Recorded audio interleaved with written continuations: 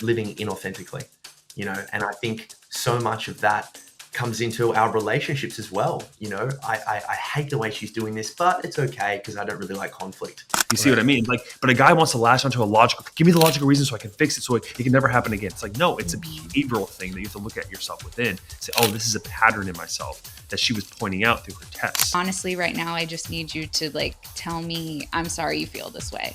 I'm the type of person though, that I do hold myself accountable. So when the time for that is there, I will take it and I will take the constructive criticism and move forward and change things. But there are some times as a woman where you're like, I just need you to care about my feelings. Testing, right? It's like testing is unless a woman's very conscious, right? Like Nicole, but a lot of women don't understand that when they are testing, it's a subconscious process. It's an evolutionary trait where it's like we know as a guy from how our woman is, what her mate value is, other than all the other personality traits, like as far as looks goes. But for a man, it's behavioral, right? And so a woman only knows that he's the guy if she's constantly bumping up against him, making sure that he's still stable, right? He's not off his course as a man. And so testing is a mechanism to do that. And another way to look at it is that she feels unloved and she's like, okay, well, if I can't get connection positively from the guy, I'm going to get it negatively, which it is what it is. But as a guy, you pass that test by being loving and open and humorous and conscious, right? So I wonder if there's a thing as well where, he's thinking like he's far too attached to the potential of what their relationship could be without actually facing the reality of who she currently is, which I think is really, really, it's an issue that comes up all the time where it's like, I know we can be really good. I know we can really, really good. So then you just sort of neglect or shove it down a little bit what's currently going on. I think so much of what you guys are saying, this idea about self-respect, for me comes back down to this idea of well, of course I love her and I hate the fact that we're here, but I want to be with a certain version of her, a version of her that wants to be with me. And it's only hurting me if I'm continuing to enable this. I'm going to keep coming back to the word enable. I think I really like it, John. But I'm enabling this, which is only hurting me. My personal belief in life is that the ultimate test is when you're on your deathbed and you have that little thought that comes into your mind, as apparently a lot of people who are dying do, and they say, the question is was it all worth it? And you can say, yes, it was. And so many, there's actually an Australian author, she wrote a book called The Top 5 Regrets of the Dying. And the number one regret was living inauthentically, and I think so much of that comes into our relationships as well. I hate the way she's doing this, but it's okay because I don't really like conflict. You're going to regret that shit at the end of the day when you don't have any more time left. I just feel like the stakes are so much higher than this sort of little microcosm of, should I confront the dude or should I just it's so much bigger than that. This is life, man, at the end of the day, Yeah. And it also is, like what you're saying, it speaks to her character. It's if you really think about it, if you value yourself as a person, do you want to be with someone who would do this thing? Right? Honestly, do you want to be with someone who would do this thing? You have to really confront that character of theirs. And then, again, like you said, with the authenticity, so many guys are peacemakers. And that's what gets them into so much trouble because they want to just have, if you ask any guy, what do you want? He's like, I just want peace. I just want people to leave me alone and let me, And so I think a lot of married guys become peacemakers. And then pretty soon they're letting all kinds of stuff go because they just don't want to get into the conflict. And it's you can't be afraid of conflict. But again, it doesn't mean you have to be angry and yelling. You have to deal with it so that you're authentic. So you're being true to yourself. Even if you know it's going to have negative consequences for you, you have to do that. Otherwise, you're going to end up in this kind of situation. I want to be honest. I'm always trying to be authentic. And just the other day, I saw remnants of this happening with me, John. I was going to go to the gym, right? And Hannah, she called me and she's like, hey, I want to go to the gym with you. And I was like, oh, I'm going to go right now, and blah, blah, blah. And then I waited and then I went, and then she's like, "Weren't you home yet?" And I was like, "Oh, I went a little bit later." She's like, "I could have gone with you." And then I had to be like, "Yeah." I was honest with her. I paused and I was like, "All right, just be honest." I was like, "I didn't want to go with you because I wanted to go by myself because I love listening to my audiobooks. I love kind of do my own thing sometimes." But I didn't want to tell her that because I didn't want to upset her and hurt her. Right.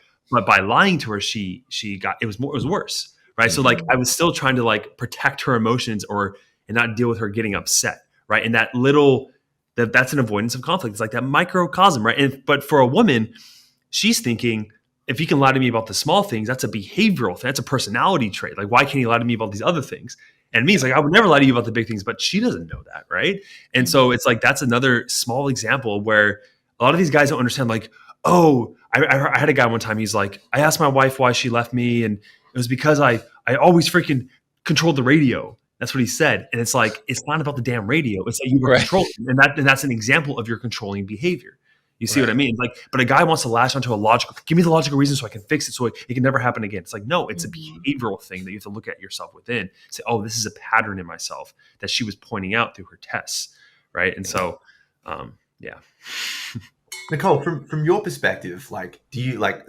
I came up through the coaching world. I started listening to Corey Wayne. Have you guys heard of Corey Wayne in America? Yeah. Yeah. 3%. So I listened to him. He's really good. I listened to him a lot, and then he actually really helped me ask my fiance out on a date. We were friends for a while, but this was a long time ago now. But for us, there seems to be this thing, obviously speaking in binary terms, like it's really helpful for us to understand the intellectual, analytical, logical side of relationships, right? I can even remember when my partner first read The Secret, and we were in Bali, and I said it, and I was like, explain this stuff to me. So like, what does it mean to like manifest your desire? She was like, you're doing that thing again. My question to you, Nicole, is like, does it, I almost want to say, like, does it sound weird intellectualizing so much of this? Not that it's weird, but for you, generally speaking, is it more of like a feeling thing that allows you to sort of navigate the world of relationships? Or does it actually help you to have words and logic and all this sort of stuff as well? I feel like I am a rare being. I'm very emotional. I will say that. Like I'm a woman. I'm very emotional. I'm like a highly sensitive person. So like probably more emotional, but I'm also, I would say, more logical than a lot of women. So like I have more emotional intelligence than most women, but I'm still, come to John and be like, you ate all the gummies and that hurt my feelings, So like That I would have get those me. I have those moments sometimes. And then even sometimes John and I will talk about something and he'll be like, "Oh, well, you should do this." And I'm like, "Honestly, right now I just need you to like tell me I'm sorry you feel this way." Like I'm the type of person though that I do hold myself accountable. So when like the time for that is there, I will take it and I will take like the constructive criticism and move forward and change things.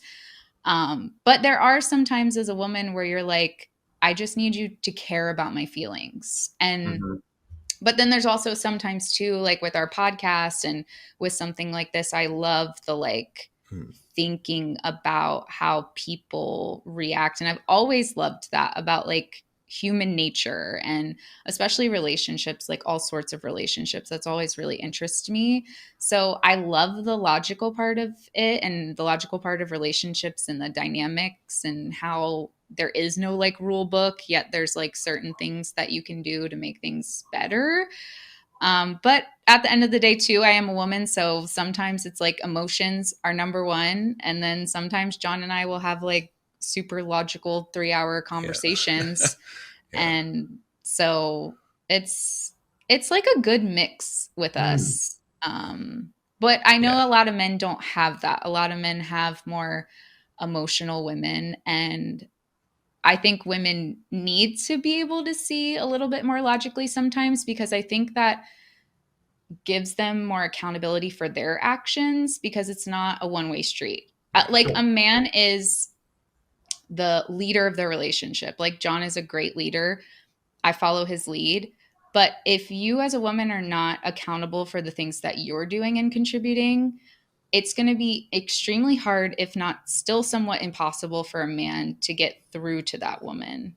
So like my advice for more women would to be to work on themselves and like maybe sometimes too your husband or your boyfriend, he'll say something like, "Oh, we'll just fix this, honey." And maybe you do just want to vent and be like, "Can you just listen to my emotions?" But you can say that in a nice way. You don't have to blow up. Right. You don't have to call them names. Right. And then once you're kind of vented out, you can be like, "Okay, can you help me logically figure out why am I doing this? How can I make this change?